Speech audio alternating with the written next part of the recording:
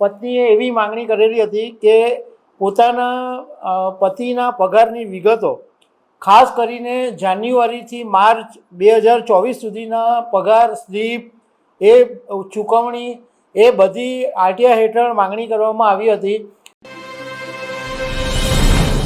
રાજસ્થાન હાઈકોર્ટનો એક interesting case સામે આવ્યો છે. શું પત્ની પોતાના પગારની વિગતો આરટીઆઈ કાયદા હેઠળ મેળવી શકે ખરી? રાજસ્થાન હાઈકોર્ટે આ બાબતે ચુકાદો આપ્યો છે. એક પત્નીએ કોર્ટમાં અરજી કરી અને આ માંગણી કરી કે મેં આરટીઆઈ હેઠળ વિગત માંગી, પરંતુ મને વિગત મળતી નથી. પરંતુ રાજસ્થાન હાઈકોર્ટે આ પત્નીની અરજીને ફગાવી દીધી છે. તો આના વિશે તમારી સાથે વાત કરીશ. મારું નામ રાજેશ શાહ છે અને તમે જોઈ રહ્યા છો ગુજરાતના સૌથી મોટા ડિજિટલ ન્યૂઝ પ્લેટફોર્મ ખબરછે.com. પતિ અને પત્નીના જે સંબંધો છે એમાં ઘણી બધી વખત એવું બને કે પત્નીઓ પતિના ગજવામાંથી રૂપિયા કાઢી લે, પરંતુ એ બધું એક સામાન્ય વાત હોય છે.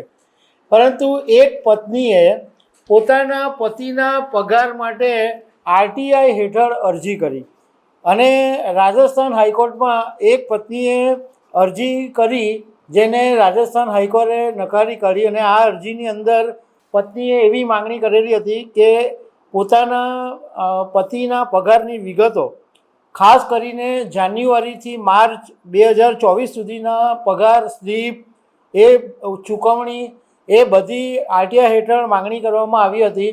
પરંતુ પબ્લિક ઇન્ફોર્મેશન ઓફિસરે માહિતી આપવાનો ઇનકાર કર્યો, કારણ કે વ્યક્તિગત માહિતી હતી. એટલે પત્નીએ આ બાબતે કોર્ટમાં અરજી કરી કે મેં આરટીઆઈ હેઠળ માહિતી માંગી, પરંતુ મને આરટીઆઈ હેઠળ માહિતી આપવામાં આવી નથી. એ બાબતે અરજી કરી, જેને કોર્ટે ફગાવી દીધી. હવે આરટીઆઈ એક્ટની કલમ 8(1) મુજબ આ જે ઇન્ફોર્મેશન છે એને મુક્તિ પ્રાપ્ત થયેલી છે, એટલે એ ઇન્ફોર્મેશન નહીં આપી શકાય.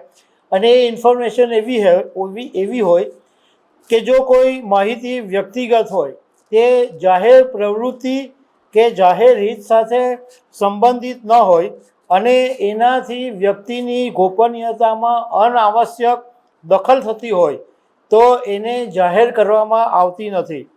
હવે આની અંદર જે રાજસ્થાન હાઈકોર્ટમાં પત્નીએ કેસ કર્યો, એમનું નામ કાંતા કુમાવત છે અને એમણે આ અરજી કરી. હવે કોર્ટે જે પોઈન્ટ કાઢ્યા છે, કોર્ટનું કહેવું એમ છે કે કોઈપણ કર્મચારી અધિકારીનો પગાર અને સેવા સંબંધિત વિગતો વ્યક્તિગત ગણાય છે અને આવી બાબતો કર્મચારી અને નોકરીદાતા વચ્ચે હોય છે. એ સર્વિસ રૂલ્સ દ્વારા નિયંત્રિત હોય છે. અને આમાં જે પત્નીએ અરજી કરી હતી એમાં કોઈ મોટું જાહેર હિત નથી, એટલે એ વ્યક્તિગત બાબત છે અને આ માહિતી જાહેર નહીં કરી શકાય, આ માહિતી આપી શકાય નહીં.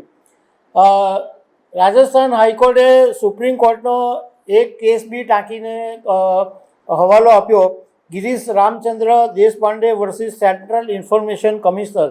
અને એની અંદર પણ એવું જ કહેવામાં આવ્યું હતું કે વ્યક્તિગત માહિતી છે એ આરટીઆઈ એક્ટ હેઠળ આપી શકાય એમ નથી.